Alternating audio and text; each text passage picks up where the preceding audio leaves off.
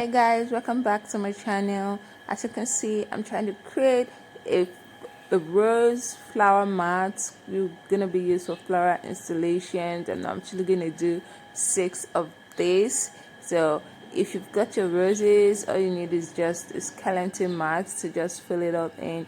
These roses, I actually got them in a stem, so I had to pull them out from the bunch so you get it. But sometimes you can just get the single heads in shop and in pack.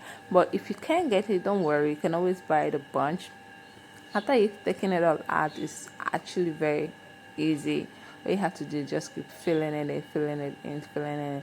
But while filling it in, you just have to pay a little more attention, else you just find out that you have one colors at one corner or one rose pattern, like roses at one corner or that. Notice I used peonies and big peonies. I didn't use so much because I didn't really want it to be everywhere. So just touches of it. That this is actually for a client. This is the client's choice of color. So don't forget, you can always experiment with your choice of colors. Colors has nothing in you. This is fine. And please don't forget to subscribe to my channel, please. And please hit the notification button. I'm gonna be doing a lot of these. So this it and